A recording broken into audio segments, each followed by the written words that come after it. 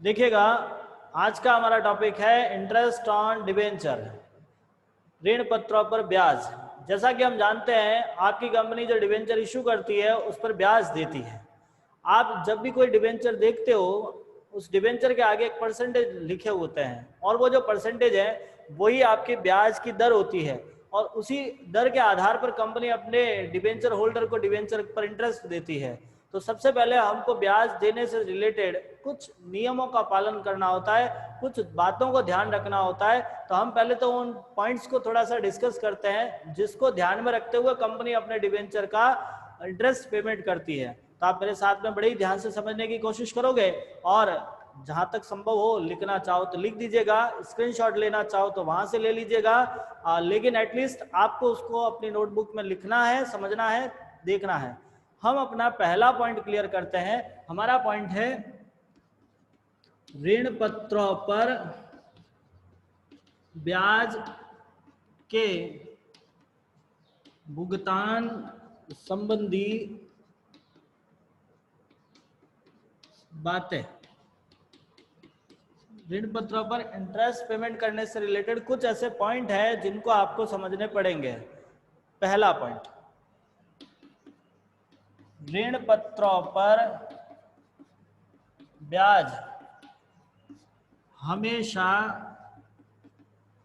अंकित मूल्य पर दिया जाता है, न कि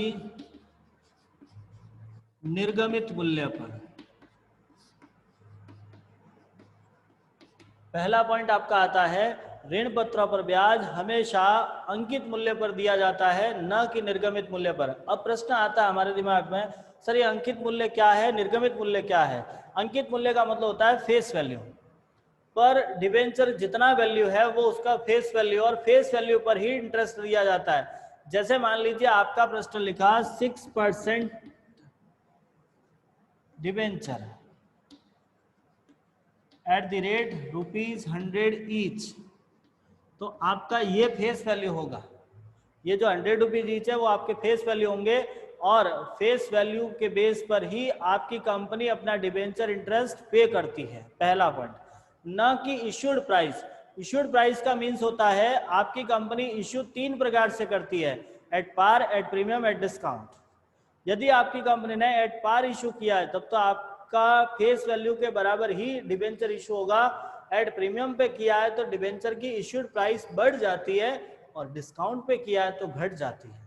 तो ये जो पॉइंट है हमारे पास में कि आपकी कंपनी अपना डिबेंचर हमेशा फेस वैल्यू पर इंटरेस्ट पे करती है, आपको इश्यूड प्राइस का ध्यान नहीं रखना है। चाहे इश्यूड प्राइस एट पार हो, प्रीमियम हो, डिस्काउंट हो, आपको डिबेंचर इंटरेस्ट हमेशा फेस वैल्यू पर देना है। नेक्स्ट पॉइंट आप समझने की कोशिश करना। अगला पॉइंट आपका, दूसरा पॉइंट आपका, ब्याज का भुगतान हमेशा देय तिथि को किया जाता है।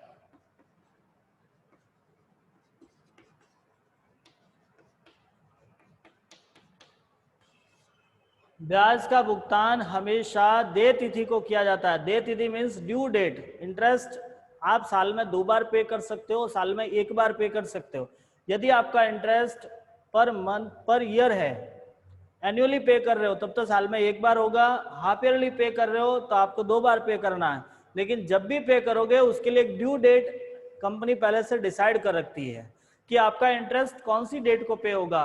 तो आपका इंटरेस्ट उसी दिन पे होगा जिस दिन आपकी कंपनी ने उसे डिसाइड कर रखा है।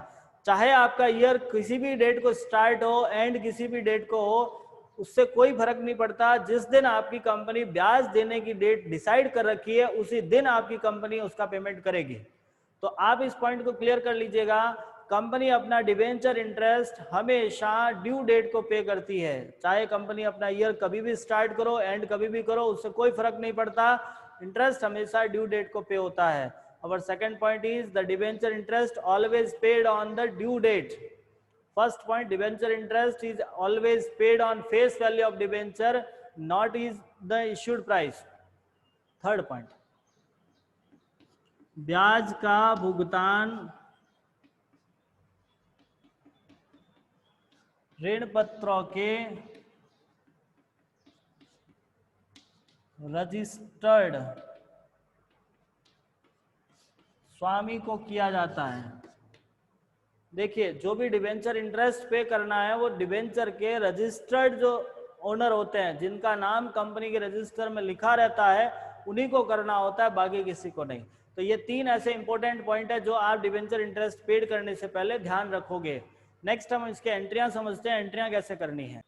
नेक्स्ट हम डिबेंचर इंटरेस्ट से रिलेटेड एंट्री समझते हैं। पहली एंट्री, ब्याज देय होने पर, जैसे ही आपकी ड्यू डेट आएगी, आपकी कंपनी इंटरेस्ट ड्यू करती है, उस समय आपको एंट्री करनी है debenture interest account debit to debenture holder. आप एंट्री करोगे debenture interest account debit to debenture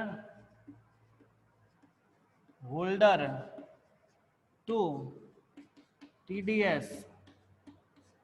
देखिए, समझिएगा ये क्या होता है। डिबेंचर इंटरेस्ट, जितना आपका इंटरेस्ट ड्यू होता है उसे आप डेबिट करोगे, कंपनी के लिए एक्सपेंसेज है, इसको आप डेबिट कर दिया। To debenture holder, debenture holder को पेमेंट करना है, इसलिए आपको डिबेंचर होल्डर लिखा। टू टीडीएस, टीडीएस को हिंदी में बोलते हैं, सॉरी इसका फुल फॉर्म है आपका tax deducted at source, income tax. देखिए, भारतीय आयकर अधिनियम 1961 के अनुसार जिस स्थान से किसी व्यक्ति को आय प्राप्त हो रही है वहीं उसका कर काट लिया जाता है। कहने का मेरा मतलब यह है कि आपके जिस पर्सन को कहीं इनकम होती है, जैसे आपके पास, आपने जिस व्यक्ति को डिबेंचर दिया है, हमने अपने जिस पर्सन से लोन लिया है, उस व्यक्ति ने हमारी कंपनी में पैसा लगाया है, उसके लिए इनकम है, हमारा इंटरेस्ट उसके लिए इनकम कहलाती है, और इस इनकम पे हम टैक्स काटते हैं। ये टैक्स आपको सरकार को पे करना होता है। हमारा काम इतना है, सरकार हमको एक रेट दे देती है कि इतने % आपको इन लोगों का टैक्स काट के हमें देना है, बाकी का काम सरकार जाने और वो व्यक्ति जाने। कंपनी का काम इतना सा होता है, उस बंदे को जितनी इनकम हो रही है उस इनकम में से आप टैक्स काट कर सरकार को पे करोगे। तो हम यहाँ पे एक अकाउंट क्रेडिट करते हैं टीडीएस। टीडीएस को पूरा इसको लिखते हैं टैक्स डिडक्टेड एट सोर्स, उद्गम स्थल पर काटा गया कर। ये आपके लिए एक लाइबिलिटी है। लाइबिलिटी क्यों है? क्योंकि आपने उस डिबेंचर होल्डर से जो पैसा काटा है वो आप सरकार को पे करना है, वो आपकी जिम्मेदारी है। तो हम यहाँ पे टैक्स काटते हैं। सवाल में यदि आपको टीडीएस रेट दिया हुआ है और दे रखी होगी तब आपको टीडीएस काटना है, नहीं दे रखी है तो नहीं काटना है। इतना सा काम करोगे। तो हमारी पहली एंट्री बनी debenture interest account debit to debenture holder to TDS. Any doubt? Next second entry, ब्याज का भुगतान करने पर आप अपना इंटरेस्ट पेड करोगे। जैसे ही इंटरेस्ट पेड करोगे एंट्री होती है debenture holder account debit to bank. आपने अपना डिबेंचर होल्डर को इंटरेस्ट पेड किया है, जैसे आप पेड करोगे एंट्री करोगे debenture holder account debit to bank, फिर अपना टीडीएस गवर्नमेंट फंड में जमा कराओगे। नेक्स्ट एंट्री होती है टीडीएस सरकारी खजाने में जमा कराने पर, क्योंकि जितना पैसा आपने टीडीएस का काटा है वो आपको गवर्नमेंट फंड में जमा कराना पड़ता है। तो जब आप गवर्नमेंट फंड में जमा कराओगे तब एंट्री करोगे टीडीएस अकाउंट डेबिट। आप चाहो तो पूरा लिख सकते हो tax deducted at source to bank. अपनी एंट्री होगी TDS account debit to bank entry. तो 3 एंट्री हमने समझ ली। पहली एंट्री इंटरेस्ट ड्यू होगा, एंट्री होती है आपका debenture interest account debit to debenture holder to TDS. Next our second entry is debenture amount paid. Debenture interest is paid. जब हम डिबेंचर इंटरेस्ट को पे करते हैं उस समय एंट्री करेंगे debenture holder account debit to bank. Next entry है अपना टीडीएस जब गवर्नमेंट फंड में डिपॉजिट होता है। हमने जो पैसा निकाला है, जो काट के रखा है, उस पैसे को आपको सरकारी खजाने में जमा कराना पड़ेगा। जब आप सरकारी खजाने में जमा कराओगे तब एंट्री करोगे TDS account debit to bank. Next and last entry, देखिए ये तीनों एंट्रियां ड्यू डेट को होती है। ड्यू डेट मीन्स जिस दिन आपने इंटरेस्ट दिया है, जिस दिन आप इंटरेस्ट दे रहे हो उसी दिन आपको तीनों एंट्री करनी है। लेकिन एक एंट्री होती है एंड ऑफ द ईयर। अब जो मैं एंट्री समझा रहा हूं वो होती है एंड ऑफ द ईयर। मैं यहां लिखता हूं एंड ऑफ द ईयर, वर्ष के समाप्ति पर, जैसे ही साल पूरा हो जाता है तब आपको अपना इंटरेस्ट पीएनएल अकाउंट में ट्रांसफर करना पड़ता है। मैं ये एंट्री यहां कर देता हूं, PNL account debit to debenture interest. जितना पैसा आपने इंटरेस्ट का काटा देना है वो पैसा आप लास्ट पीएनएल एप्रोप्रिएशन में ट्रांसफर करोगे। आप इसके लिए एंट्री करोगे PNL account debit to debenture interest. ठीक है, तो ओवरऑल आपके पास कितनी एंट्रियां हो गई? 4। ड्यू डेट के लिए ये तीनों एंट्रियां ड्यू डेट को करनी है। मैं जो समझा रहा हूँ बड़ी ध्यान से समझने की कोशिश करना कि आपको इंटरेस्ट ड्यू करना है, पेमेंट करना है, टीडीएस जमा कराना है, ये तीनों एंट्रियां ड्यू डेट को होती है। बट फाइनली जो इंटरेस्ट पीएनएल में ट्रांसफर होता है वो एक बार ही होता है और वो होता है एंड ऑफ द ईयर है। चाहे आप इंटरेस्ट साल में 2 बार पे करो, 4 बार पे करो, लेकिन पीएनएल में एक बार ही ट्रांसफर होगा। अब हम इससे रिलेटेड एक सवाल करते हैं। आपका प्रश्न नंबर है, बुक का प्रश्न नंबर निकालिए 20। कल हमने 90 समझा था, आज हम 20 नंबर क्वेश्चन ट्राई करते हैं। देखिए अपना 20 नंबर क्वेश्चन हम थोड़ा सा बोर्ड से समझते हैं। क्वेश्चन नंबर 20, सबसे पहले कंपनी इशू करती है issued debenture 8 lakh 12% debenture, 8 lakh के डिवेंचर है, ये 8 लाख रुपए के डिवेंचर है, 12% डिवेंचर है अपने पास में, जो पर डिवेंचर 100 रुपीज ईच है, पर डिवेंचर 100 रुपीज ईच है। देखिए हमने अभी कुछ पॉइंट क्लियर किए थे कि कंपनी कब इशू कर रही है, कब ईयर क्लोज हो रहा है, उससे फिलहाल अपना कोई मतलब नहीं है। आपने कब पैसा रिसीव किया, कब ड्यू किया, कब पेमेंट कर रहे हो, ये अभी फिलहाल हम इतना लोड नहीं लेते हैं। हमको यहाँ पे इंटरेस्ट रिलेटेड एंट्री करनी है, इशू रिलेटेड एंट्री करनी है। तो आपको इंटरेस्ट से रिलेटेड एंट्री करने के लिए आपको अपने डिबेंचर इंटरेस्ट का ड्यू डेट देखना होगा। कंपनी यहाँ पे 2 बार ड्यू करती है, 30 सितंबर एंड 31 मार्च। कंपनी इंटरेस्ट पे करेगी 30 सितंबर 31 मार्च को, मीन्स हर 6 महीने में एक बार इंटरेस्ट पे हो रहा है, जहां आपका टीडीएस काटना है 10%। आपको एक सवाल में जो इंपॉर्टेंट पॉइंट होता है वो यही होते हैं। सबसे पहला face value of debenture, our total face value is 8 lakh, क्योंकि आपके पास 8000 डिबेंचर के लिए एप्लीकेशन आई थी। 8000 डिबेंचर है, एक डिबेंचर 100 रुपए का है, तो टोटल आपके पास अमाउंट आएगा 8 लाख रुपए। तो कंपनी 8 लाख के डिबेंचर इशू कर रही है। वो कर कैसे रही है, चाहे वो एट पार करो एट प्रीमियम करो, अपने यहाँ पे कोई इशू नहीं है। वो कोई मैटर नहीं करता है कि कंपनी एट पार इशू कर रही है एट प्रीमियम कर रही है। अपने को तो टोटल फेस वैल्यू लेना है, क्योंकि हम यहाँ इंटरेस्ट समझ रहे हैं। कंपनी कितने % डिबेंचर इशू किए हैं, तो हम इस सवाल में देख पा रहे हैं 12% डिबेंचर है, मीन्स 12%। तो आपका इंटरेस्ट रेट कितना होगा? 12%। ये जो 12% दिया हुआ है वो इंटरेस्ट रेट है। अब हम इसके एंट्रियां करते हैं। आप इस प्रश्न को एक बार देख लीजिएगा। आपको प्रश्न में लिखा है कंपनी की पुस्तक में ब्याज के भुगतान संबंधी प्रविष्टियां करनी है। हम इंटरेस्ट पेमेंट संबंधी एंट्री करेंगे। तो आपका पहला इंटरेस्ट ड्यू होगा 30 सितंबर को। अपना इंटरेस्ट ड्यू हो रहा है 30 सितंबर को। मैं यहां से लिखता हूं, अभी हमने एंट्री समझी थी जब इंटरेस्ट ड्यू होता है तब आप एंट्री करोगे। फर्स्ट एंट्री होती है डिबेंचर इंटरेस्ट अकाउंट डेबिट। अपनी एंट्री हो गई डिबेंचर, यहां 12% नहीं दिखाना है, interest account debit to debenture holder, to debenture holder and to TDS.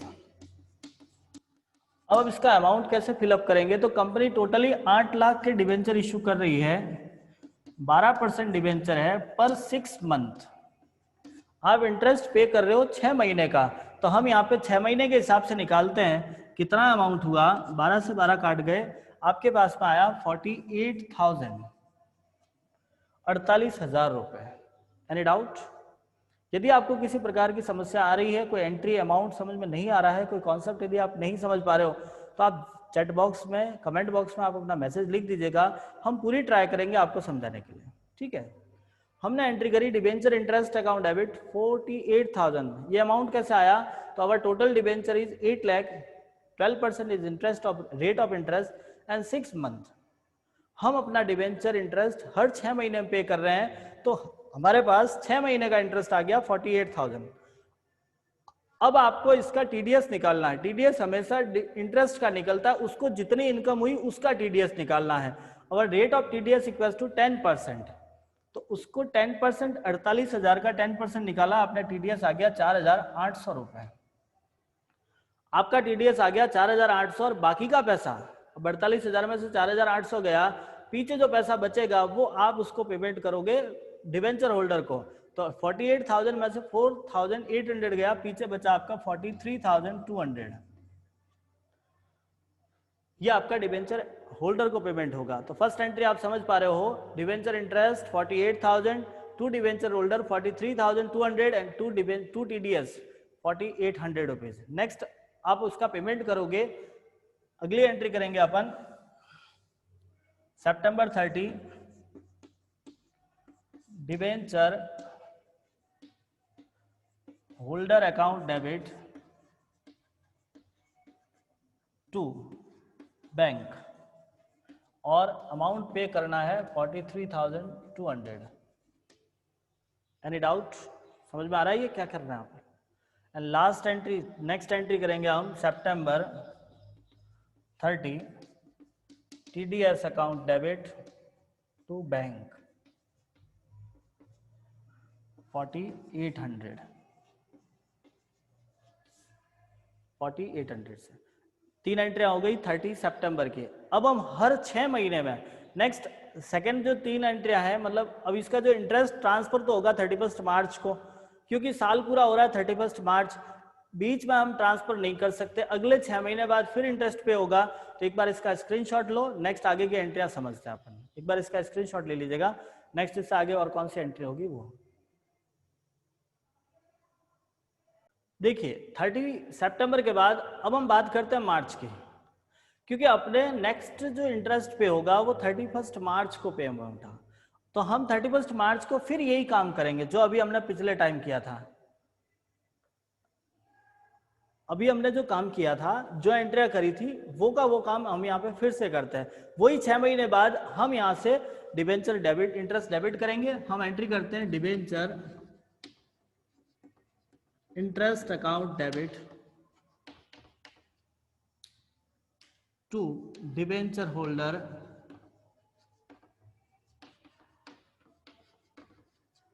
To TDS.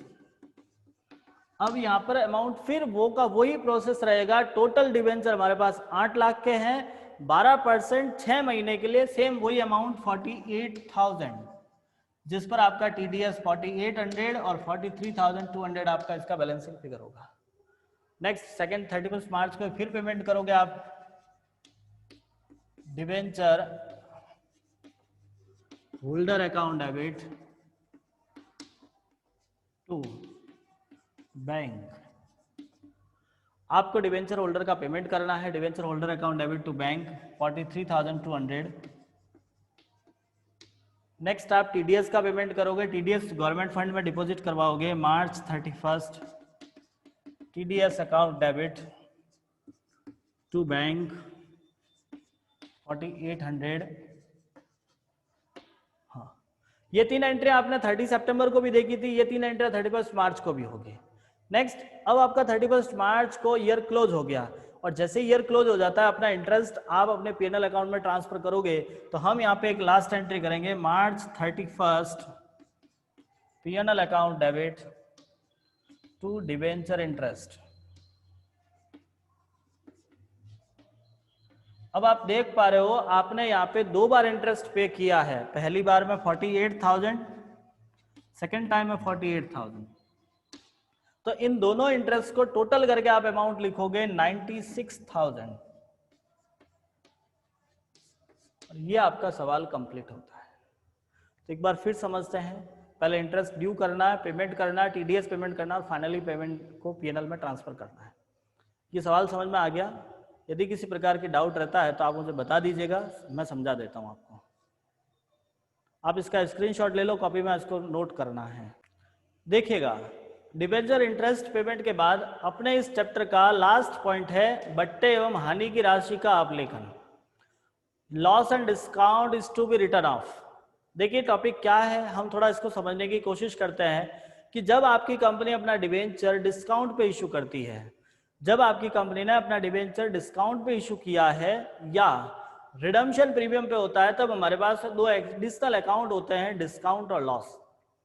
Company के लिए वो दोनों ही एक्सपेंसेस है, लॉस है, और जितने भी लॉस होते हैं, चाहे कैसा भी लॉस होगा, कंपनी अपने पीएनएल से एडजस्ट करती है। जैसे ही साल पूरा होता है अपने पीएनएल अकाउंट में उसको राइट ऑफ करती है। तो देखिएगा, एक छोटा सा एग्जांपल हम समझते हैं कि मान लीजिए आपकी कंपनी ने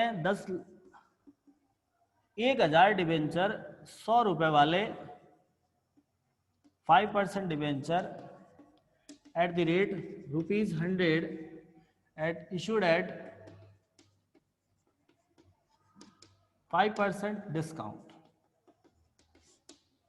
देखिए एक छोटा सा एग्जांपल हम समझते हैं कि आपने मान लीजिए 1000 डिबेंचर 100 रुपए वाले 5% डिस्काउंट पर इशू किए हैं, ठीक है। अब आपका डिबेंचर एक फिक्स पीरियड के लिए इशू होता है, डिबेंचर में फिक्स टाइम होता है कि आपका डिबेंचर कितने साल तक इशू हुआ है, 4 साल, 5 साल, 10 साल, 2 साल, 1 साल। आपका डिबेंचर एक फिक्स टाइम पीरियड होता है कि 5 साल के लिए इशू हुआ, 4 साल के लिए इशू हुआ, तो after 5 year, after 4 year, after 3 year we have to pay the amount of debenture. आपको ये पेमेंट डिबेंचर का पेमेंट करना ही होगा, फाइनली पेमेंट करना ही होता है। तो अब मैं एक बात हम यहाँ पे समझते हैं कि आप पहली बात डिबेंचर इशू करते क्यों हैं। हम डिबेंचर का मीनिंग जानते हैं। डिबेंचर का मतलब होता है कंपनी द्वारा लिए गए ऋण के प्रमाण स्वरूप, लिया गया ऋण। देखो ऋण जो लोन लेते हैं हम, किसी से आपने लोन लिया तो क्यों लेते हैं लोन, क्या आवश्यकता पड़ती है। मेरे साथ में आप आंसर देने की कोशिश करना, चैट बॉक्स में इसका आंसर लिखिएगा कि आप क्यों लोन लेते हो, क्या जरूरत पड़ती है, किसी कंपनी को लोन लेने की क्या आवश्यकता पड़ती है। कंपनी लोन कब लेती है, जब उस कंपनी को और डेवलप करना होगा और कुछ नया करना होगा। मान लीजिए आप कहीं से 1 लाख रुपए लोन लेके आए हो, तो उसका कोई ना कोई सूटेबल यूज करने के लिए लाए होंगे, उसका आपको कहीं ना कहीं सूटेबल यूज करना होगा। तब देखिए कंपनी एक लोन लेती है तो लोन लेने का कारण होता है कंपनी को उसको डेवलप करना है, कंपनी आगे बढ़ाना चाहती है, कुछ नया करना चाहती है, और उस नया करने के लिए हम लोन लेते हैं। एक छोटा सा एग्जांपल हम समझते हैं कि मान लीजिए आपकी कंपनी ने 1 लाख रुपए लोन लिया है, तो उस लोन के बदले में क्या करेंगे, उसको फिजूल खर्च तो करने से रहे, हम उस पैसे को ऐसी जगह लगाएंगे जहां से हमको अर्निंग्स होगा, जहां से हमें बेनिफिट होगी। तो हम इस पैसे को उस जगह इन्वेस्ट करते हैं जहां से हमें पैसा आने वाला होता है, वहां से हम कहीं ना कहीं लाभ कमाएंगे। तो हम इसी प्रॉफिट से, इसी पैसे से प्रॉफिट अर्न करते हैं, तो इस पर जितना खर्च होता है वो उस प्रॉफिट में से एडजस्ट करना पड़ेगा। तो एक बात, छोटा सा बात है कि मान लीजिए डिबेंचर आपने 4 साल के लिए इशू किए हैं, तो आपको प्रॉफिट तो 4 साल मिलेगा, सीधी सी बात है, वो तो मिलना तो है ही है। जितने टाइम तक आपके पास पैसा है उतने टाइम तक प्रॉफिट मिलेगा। क्योंकि मान लीजिए आपने 1 लाख लेकर एक मशीन खरीद ली, उस मशीन से प्रोडक्शन कर रहे हो, 4 साल तक प्रोडक्शन करोगे, 4 साल तक प्रॉफिट अर्न करोगे। तो हम जितना लॉस होता है, जिस टाइम आपने इशू के टाइम में जितना आपको लॉस हुआ है, वो पैसा हर साल थोड़ा थोड़ा एडजस्ट करते हैं। कारण ये है कि मान लीजिए आपने पहले ही साल सारा कर लिया तो एक साथ में आपको प्रॉफिट कम दिखेंगे, उसके बाद बाकी के ईयर में आपका प्रॉफिट ज्यादा दिखना स्टार्ट हो जाएगा। जब प्रॉफिट ज्यादा होगा तो टैक्स ज्यादा पेड करना पड़ेगा। दूसरी बात, अपनी बैलेंस शीट थोड़ी सी अजीब दिखती है, पहले साल में बहुत ज्यादा लॉस हो गया है, फिर दूसरे साल में आपको प्रॉफिट ज्यादा अर्न करने को मिल रहे हैं, मतलब थोड़ा सा एक इक्विवेलेंट नहीं रहते हैं। तो हमारे पास एक ऐसा ऑप्शन है कि आपके द्वारा जितना डिस्काउंट और जितना लॉस है, उस लॉस को हम हर ईयर पर ईयर थोड़ा थोड़ा उसका राइट ऑफ करते हैं। तो ये राइट ऑफ करना कैसे है, कैसे राइट ऑफ किया जाता है, तो उसके लिए पहले तो एंट्री समझ लीजिए और उसके अंदर फिर हम उसका सिस्टम समझते हैं। आपको एंट्री करनी है statement of P&L debit to discount on issue of debenture. देखिए कंपनी P&L अकाउंट नहीं बनाती, स्टेटमेंट बनाती है। हम यहाँ पे एक एंट्री करते हैं statement of P&L debit to discount on issue of debenture. ये आपको एंट्री करनी है। जब आप एंट्री करने की बात आएगी तब तो आपको ये एंट्री करनी है। अब इसमें अमाउंट फिलअप करने के लिए आप इसका स्क्रीनशॉट ले लीजिएगा, ये एंट्री को आपको कॉपी में लिखनी पड़ेगी। इसका अमाउंट फिलअप करने के लिए आपके यहाँ पे दो अलग अलग कंडीशंस आती है और उन दोनों कंडीशन के बेस पर आपकी कंपनी अपना अमाउंट फिलअप करती है। कैसे करना है मैं दोनों कंडीशन बोर्ड पे लिख रहा हूँ, समझा रहा हूँ, बड़े ही ध्यान से समझेगा, बहुत ही इंपॉर्टेंट पॉइंट है ये। 99% एग्जाम में ज्यादातर पूछा जाता है, तो आप इस पर विशेष रूप से थोड़ा समझने की कोशिश करोगे। मैं इस एंट्री को साफ करते हुए आगे वाली कंडीशन समझा रहा हूं कि आपकी कंपनी अपना पैसा राइट ऑफ करती कैसे है। दो स्थितियां हैं आपके पास, दो कंडीशन है। पहली कंडीशन, जब ऋण पत्रों का शोधन एक मुश्त किया जाए,